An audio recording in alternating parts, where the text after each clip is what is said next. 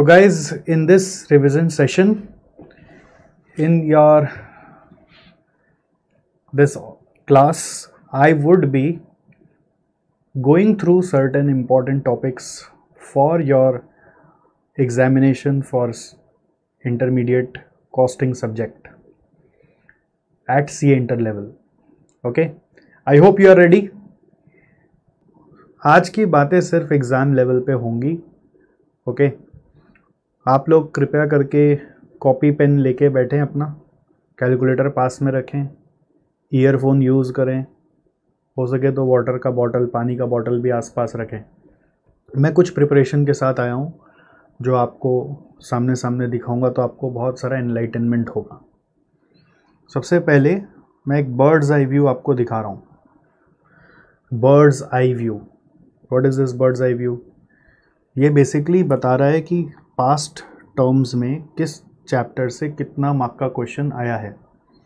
आपको इसका अगर नोट्स चाहिए तो आप इसको स्क्रीनशॉट में ले सकते हैं. Please take the screenshot. Okay, please take the screenshot. इसका आप स्क्रीनशॉट ले लेंगे, आपका काम हो जाएगा. ऑलराइट, रेफ़र करने के लिए काम आएगा. नाउ बर्ड्स आई व्यू इसलिए दिखाना ज़रूरी है क्योंकि लास्ट मोमेंट पे स्टूडेंट्स का टेंडेंसी होता है कि वो कोई ना कोई चैप्टर को छोड़ देते हैं. सो बर्ड्स आई व्यू दिखाने से आपको समझ में आएगा कि किस चैप्टर से कितना मार्क का आता है. बेसिक से 5 मार्क का आ जाता है जनरली. मटेरियल कॉस्ट से देखिए रेंज 10 मार्क का ज़्यादातर आया है. एम्प्लॉय कॉस्ट से 10 मार्क का आया है. ओवरहेड्स को मैंने ब्रेक किया हुआ है यहाँ पे, बट अगर आप इसका टोटल देखोगे तो यहाँ पर टोटल आ रहा है 10, 5, 10, 10 और 20. सो मिनिमम 10 मार्क्स का तो आएगा ही आएगा. ABC से भी 10 मार्क का आएगा, कॉस्ट शीट से 10 मार्क का आएगा. फिर कॉस्ट अकाउंटिंग सिस्टम में अगर मैं इनको टोटल करूँ तो 5, 10, 10, 5, 5 ऐसा आ रहा है. यूनिट जॉब बैच से 5 से 10 मार्क का आ रहा है. कॉन्ट्रैक्ट कॉस्टिंग से 5 मार्क तक का या 10 मार्क तक का भी आ रहा है. WIP और प्रोसेस कॉस्टिंग से भी आ रहा है. JPBP से आ रहा है. सर्विस कॉस्टिंग से आ रहा है. स्टैंडर्ड से आ रहा है. मार्जिन से आ रहा है. बजट से आ रहा है. लास्ट मोमेंट पे डियर स्टूडेंट्स आप ये सोचते हो कि मैं कौन सा चैप्टर छोड़ दूं, क्या उससे क्या होगा. तो आप देखिए हर चैप्टर से कुछ ना कुछ आता है. हाउ कैन यू रिस्क कौन सा चैप्टर से नहीं आएगा ये बताना बहुत मुश्किल है. बट सर ऑप्शन तो होते हैं ना. यस, ये आपने अच्छा बात कहा, ऑप्शन तो होते हैं. So I would like to bring in to your notice also some more important stuffs. पहले ये सब बैकग्राउंड समझ लीजिए. ये सब चीज़ों का जब आपको बैकग्राउंड नॉलेज क्लियर है ना, तो you will have more confidence to appear in exam. So ये आपको नोट करना है. एग्ज़ाम का पेपर पैटर्न कैसा होता है. पेपर पैटर्न कैसा होता है. फर्स्ट ऑफ ऑल आपको क्वेश्चन नंबर 1 कंपल्सरी क्वेश्चन मिलेगा, जिसमें you will get 4 questions of 5 marks each. 4 questions of 5 marks each means 20 marks. So presume that they will cover 4 different chapters in this question. Second, from second question onwards, there will be 2 parts in each question: 3A, 3B, 4A, 4B. Then there will be 5A, 5B. Then there will be 6. In 6 again they will give you 4 questions of 5 marks each. 4 questions of 5 marks each. Okay. So each question is of 20 marks. Usually we have seen the trend as that this sub part is of 10 marks each. ऐसा trend हमने देखा है. 10 marks का होता है. So know your question paper very clearly before you are going to attempt the exam. So you will be asked to attempt any 4 out of these 5 questions. Any 4 out of these 5 questions. Okay. So we have 1, 2, 3, 4, 5. 5 questions, you have to attempt any 4. So if you see one very important analysis, 4 question माने 4 chapter. फिर हर एक question एक अलग chapter का होता है.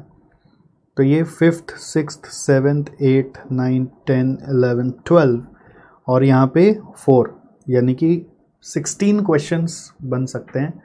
और आपके सिलेबस में आप जाके देखोगे ना, इंस्टीट्यूट मैट में 15 चैप्टर्स हैं, तो 15 चैप्टर्स से 16 क्वेश्चन, मतलब किसी न किसी चैप्टर से 15 मार्क का आएगा।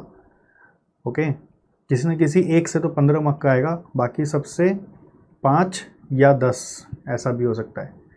ठीक है, so institute has always tried to cover all the chapters in all its paper.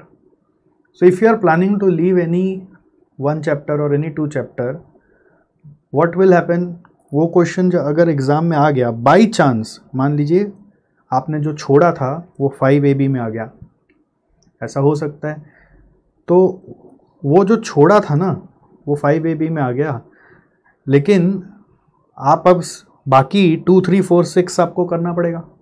But 6 में जो चैप्टर आपने किया हुआ था उससे एक ऐसा हार्ड क्वेश्चन आ गया कि वो बन ही नहीं रहा है।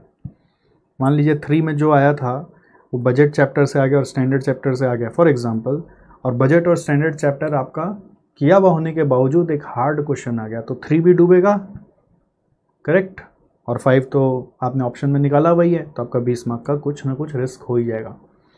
सो in CA inter costing I never advise any student to leave any chapter.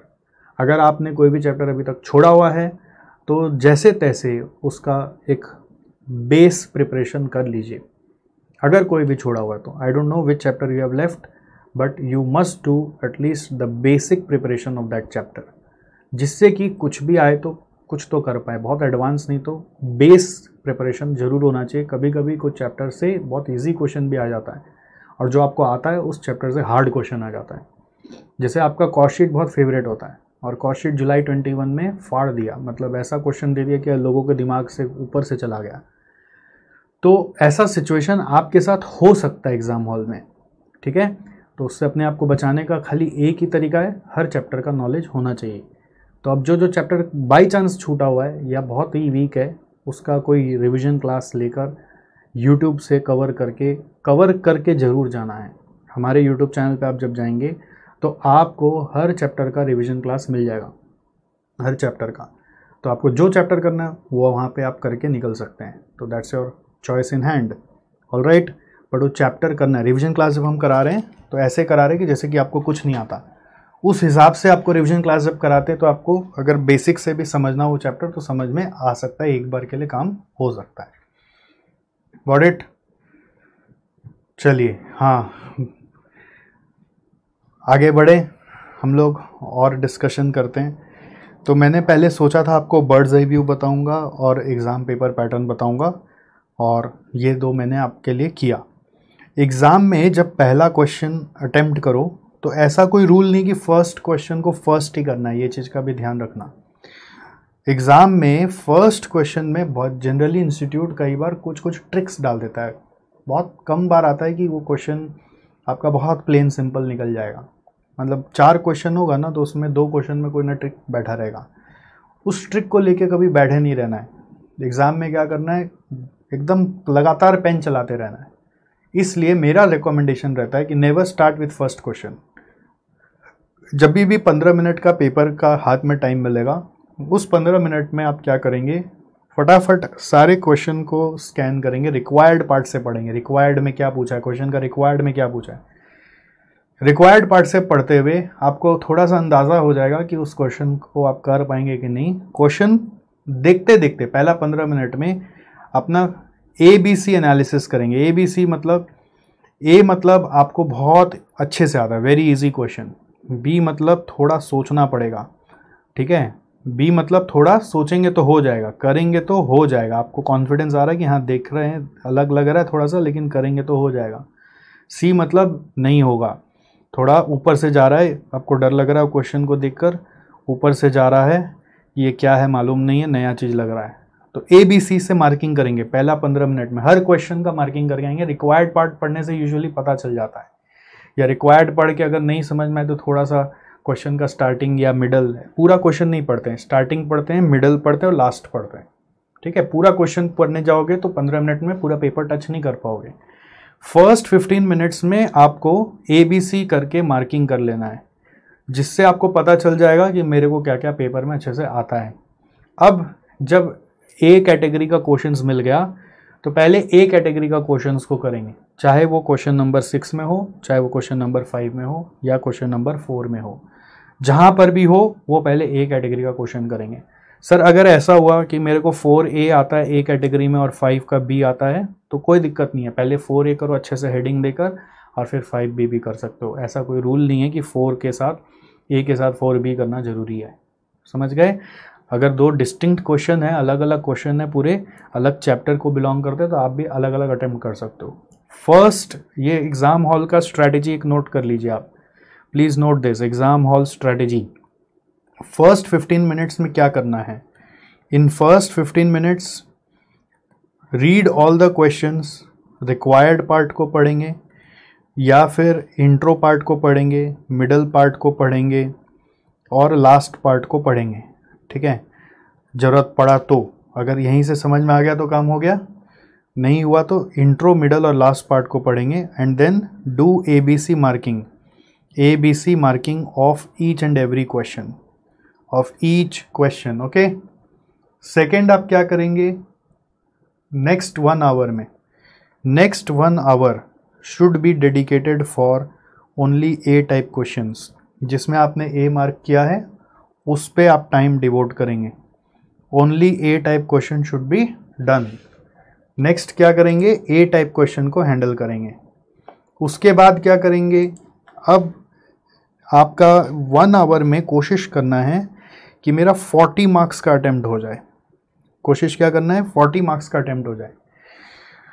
और उसके बाद रेस्ट 2 आवर्स में, नेक्स्ट 2 आवर्स में बाकी का क्वेश्चन पेपर आपको हैंडल करना है, ठीक है। रिमेनिंग कोशिश करो ए टाइप का नेक्स्ट 1 आवर में 40 मार्क्स का हो जाए।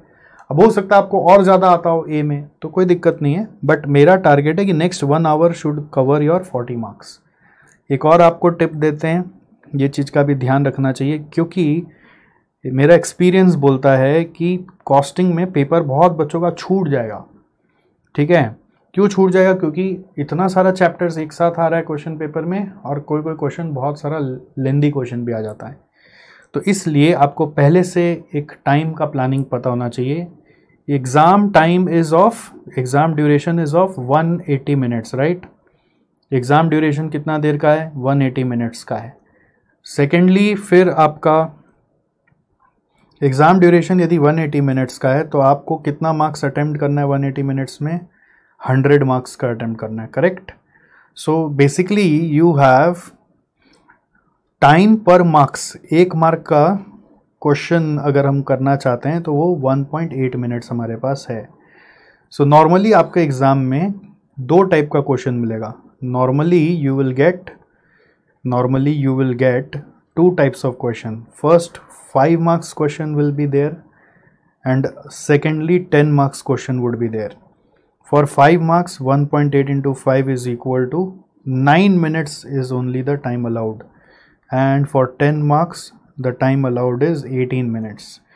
So guys, ये सब एनालिसिस आपको नहीं पता होगा तो एग्ज़ाम में फिर धक्का लगेगा, धक्का आपको लगेगा अरे सब कुछ आने के बावजूद मैं नहीं पेपर ख़त्म कर पाया, क्योंकि जस्ट आने से नहीं होता। मैं हमेशा कॉस्टिंग में पास होने का मंत्र यही बताता हूँ कि ऑफ कोर्स कॉन्सेप्ट क्लियर होना ही चाहिए, नो डाउट। सेकंड नंबर उसको लिखना आना चाहिए, प्रेजेंटेशन, ये मंत्र नंबर 2 है। थर्ड नंबर है कि जो भी करोगे एक्यूरेटली करोगे, एक्यूरेसी पे काम करना पड़ता है। अगर आप सिली मिस्टेक करोगे मार्क्स नहीं मिलेगा। और चौथा नंबर मंत्र होता है स्पीड पे काम करना पड़ता है, speed to match with this time requirement. So I would recommend, highly recommend to each one of you before your main exam, आप एक बार 3 घंटे का पूरा मॉक टेस्ट जरूर देना और उसमें स्टॉप वॉच चालू करके देना। एक तो 3 घंटा का मॉक टेस्ट होता है वो नॉर्मल आप से 2 to 5 PM के हिसाब से ही देना। Start at 1:45 PM to 5 PM तक आप बैठ के देना और उसमें स्टॉप वॉच लेके रखना सामने में। एग्ज़ाम हॉल में वैसे स्टॉप वॉच आप अलग से ले जा सकते हो, कोई रोकेगा नहीं आपको, आप स्टॉप वॉच अलग से ले जा सकते हो, मोबाइल का स्टॉप वॉच नहीं यूज़ कर सकते। एग्ज़ाम हॉल में भी आप चाहो तो स्टॉप वॉच लेके ट्राई कर सकते हो कि ये 9 मिनट में 5 मार्क का क्वेश्चन होता है कि नहीं, और ये 18 मिनट में 10 मार्क का क्वेश्चन होता है कि नहीं। नहीं हो रहा है मतलब थोड़ा स्पीड पे काम करना है। स्पीड कैसे आता है? नॉर्मली मैं बोलता हूँ, जो काम आप लास्ट 1 आवर में करते हो ना, एकदम फटाफट लिखते हो, वो फर्स्ट 1 आवर से स्टार्ट कर देना, ठीक है। Bring speed of last 1 hour, जो लास्ट में जगते हो आप, वो फर्स्ट 1 आवर में अगर आप अचीव कर लेते हो, दैट मीन्स आपका पेपर नहीं छूटेगा।